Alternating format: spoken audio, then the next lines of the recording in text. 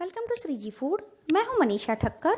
आज हम देखेंगे कि मार्केट से सब्जी किस तरह की लेनी है और उसे कैसे लंबे समय के लिए स्टोर करनी है। तो चलिए वीडियो शुरू करते हैं।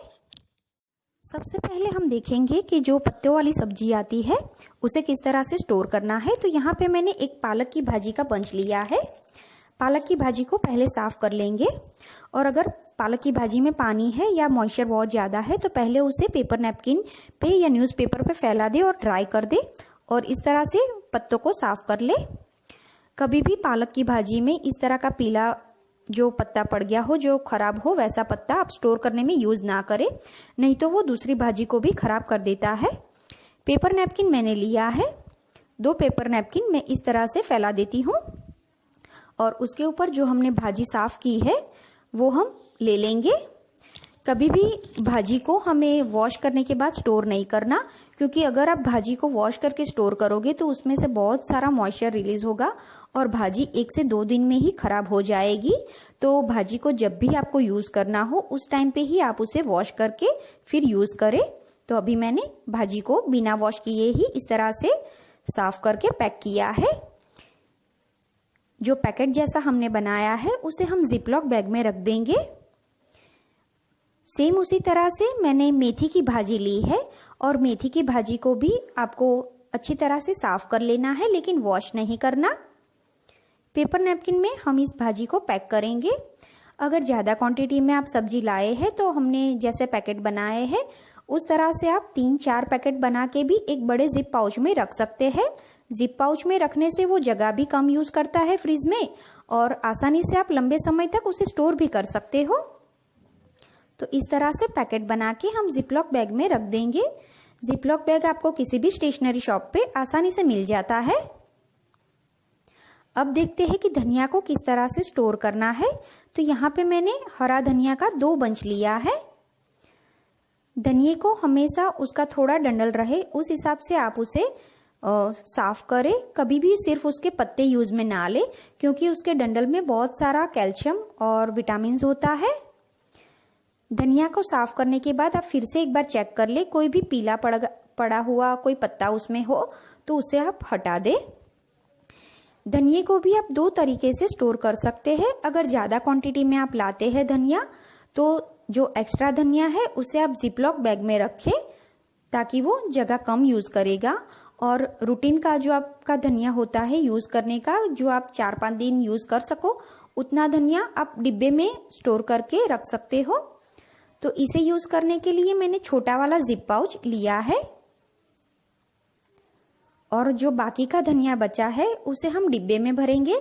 तो एक एयरटाइट डिब्बा मैंने लिया है जिसमें मैंने एक पेपर नैपकिन रख दिया है और साफ किया हुआ धनिया इसमें रख देंगे।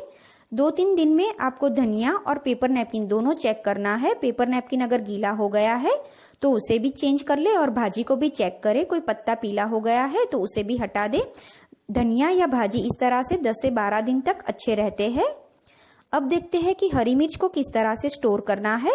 तो हरी मिर्च को हमेशा उसके डंडल निकाल के ही स्टोर करना है, क्योंकि उसमें बहुत सारा बैक्टीरिया होता है और उसी की वजह से मिर्ची जल्दी से खराब हो जाती है। मिर्ची में देख ले आप कि कोई भी खराब मिर्ची अगर आ गई हो तो उसे आप पहले ही हटा दे और अच्छी वाली जो मिर्ची होती है उसे ही हम यूज़ करेंगे। तो मिर्ची को मैंने साफ पानी से वॉश कर लिया है। मिर्ची को वॉश करने के बाद एक कॉटन के साफ कपड़े से हमें उसे पोंछ लेना है ताकि वो अच्छी तरह से क्लीन हो जाए। इसे भी हम 2 तरीके से, एक जिप पाउच में और जो रूटीन की मिर्ची आप यूज करते हो उसे थोड़ी मिर्ची आप डिब्बे में भी स्टोर कर सकते हैं। अब देखते हैं डिब्बे में मिर्ची कैसे रखनी है। तो एक एयरटाइट डिब्बा ले ले और उसमें एक पेपर नैपकिन रख दे और जितनी भी मिर्ची आपको डिब्बी में रखनी है उतनी आप इसमें रख दे। तो 10 से 15 मिर्च मैंने इसमें रख दी है और उसके ऊपर एक दूसरा पेपर नैपकिन रख देना है और उसके ऊपर ढक्कन लगा दे। इस तरह से मिर्ची 15 से 20 दिन तक फ्रिज में अच्छी रहती है। अब जो सब्जी आपको चॉप करके फ्रिज में रखनी है, फॉर एग्जाम्पल पापड़ी हो, मोगरी हो, चौली हो, जो भी सब्जी आपको चॉप करके रखनी है तो उसे भी आप चॉप करके रख सकते हो। तो देखते हैं कि पापड़ी को चॉप करके कैसे रखना है। तो पापड़ी का आगे का और पीछे का हिस्सा हटा के उसे इस तरह से खोल के चेक कर ले, क्योंकि पापड़ी में कई बार कीड़े भी होते हैं, तो उसे हमेशा खोल के चेक करके उसके बाद ही कट करें। अगर थोड़ी थिक पापड़ी है तो साइड का हिस्सा भी थोड़ा थिक होता है, तो उसे भी मैं इस तरह से हटा देती हूँ। फिर खोल के चेक करना है और उसी के बाद ही उसे कट करना है।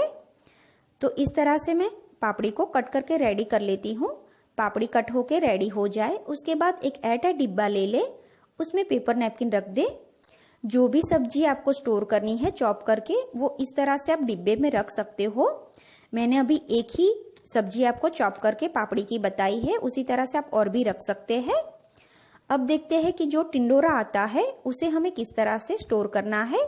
तो सबसे पहले तो इसे आपको साफ पानी से वॉश कर लेना है, और मार्केट में फ्रूट और वेजिटेबल क्लीन करने के लिए लिक्विड भी मिलता है, ये आपको इजीली रिलायंस मार्ट में मिल जाएगा। तो अभी मैंने 500 ml पानी लिया है, उसमें मैं 5 ml जितना ये लिक्विड ऐड कर देती हूँ। इसे आप किसी भी फ्रूट या वेजिटेबल को क्लीन करने के लिए यूज कर सकते हो, और इसके पीछे इसके इंस्ट्रक्शन भी लिखे हुए होते हैं कि कैसे यूज करना है। तो ये पानी में मैंने टिंडोरा वॉश करके फिर साफ पानी से भी वॉश कर लिया है। अब उसे कॉटन के कपड़े से पोंछ लेना है। अब उसे कट कैसे करना है, तो आगे का और पीछे का हिस्सा इसका हटा देना है। जो पतले वाले टिंडोरा है उसे हम एकदम पतला कट करेंगे। अगर आपको कढ़ाई में सब्जी बनानी है तो उसे एकदम पतला कट करें, इस तरह से एकदम पतले पतले उसके स्लाइसेस करेंगे, क्योंकि हम इसे कढ़ाई में बनाएंगे तो जल्दी से ये पक जाता है। अगर पूरा एक साथ आपको कट करना नहीं आता तो उसके इस तरह से 2 हिस्से करके भी आप कट कर सकते हो।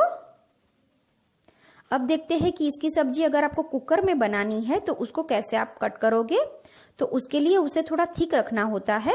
तो आगे का और पीछे का हिस्सा हटा के इसके 4 टुकड़े कर ले, क्योंकि इसे हमें थोड़ा थिक रखना है। इसे पतला कट करोगे तो कुकर में ये सब्जी गल जाएगी। तो इस तरह का थोड़ा थिक हो वैसा उसे कट करे। तो जिस तरह से आपको सब्जी बनानी है कढ़ाई में या कुकर में, उस हिसाब से आप सब्जी को कट करके फिर स्टोर करें।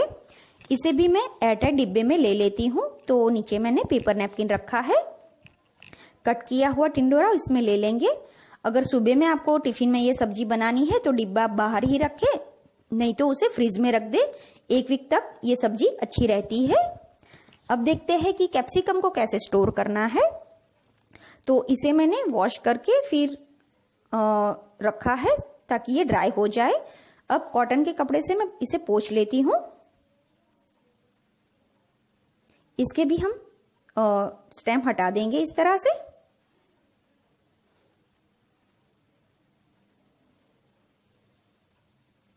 अब एक एयरटाइट डिब्बा ले ले इसे रखने के लिए।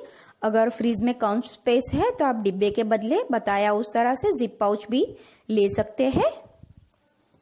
इसके ऊपर एक और पेपर नैपकिन रख देंगे। तो इस तरह से कैप्सिकम 15 से 20 दिन तक अच्छे रहते हैं फ्रिज में। अब हम लेंगे कैबेज। तो जब भी आप मार्केट से कैबेज ले तो इस तरह की ग्रीन कलर की ले।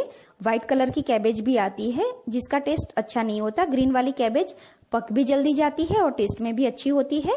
तो ऊपर के जो 3-4 पत्ते हो उसे आप हटा दे, उसके बाद ही उसे कट करें। तो अगर आपको इसे सब्जी के लिए चॉप करके रखना है टिफिन के लिए, तो पहले जैसे भी आप सब्जी के लिए कैबेज को कट करते हैं वैसे कट कर ले। तो अभी मैं इसे इस तरह से मीडियम थिक उसकी थिकनेस हो और थोड़ा मीडियम साइज का हो वैसे मैंने कैबेज को कट किया है।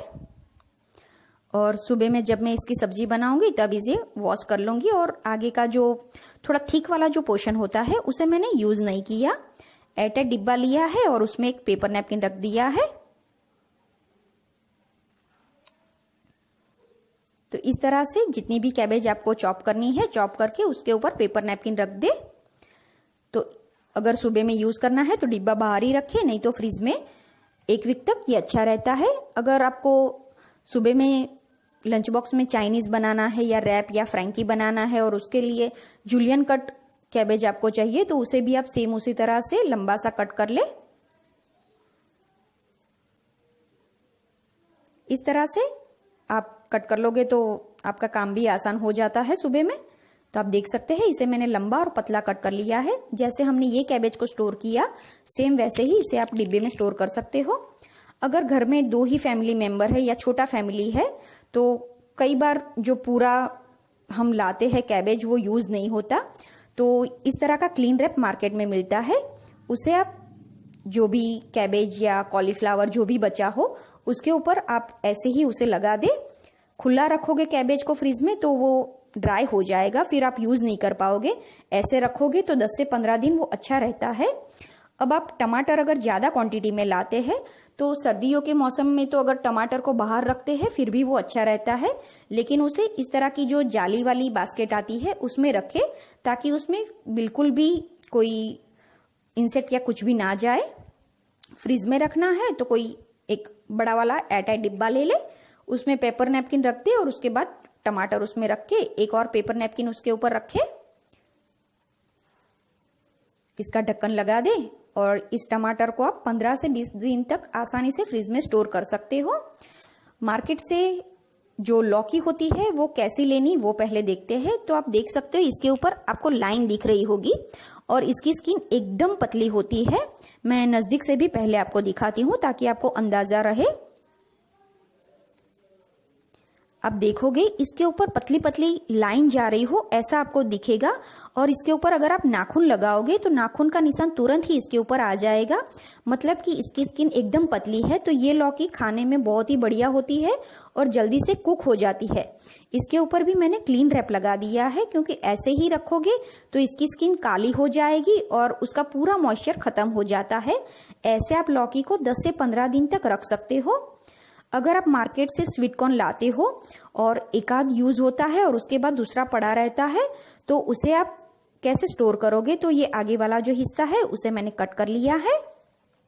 इसके ऊपर मैं क्लीन रैप लगा दूंगी। आपने देखा होगा कि मॉल में भी कई जगह पे इस तरह से वेजिटेबल को रैप करके वो लोग रखते हैं क्योंकि उसका मॉइस्चर खत्म ना हो और सब्जी लंबे टाइम तक अच्छी रहती है। इस तरह से आप स्वीट कॉर्न को रैप करके स्टोर करोगे तो इसका पत्ता भी एकदम हरा रहेगा और दाना भी फ्रेश रहेगा।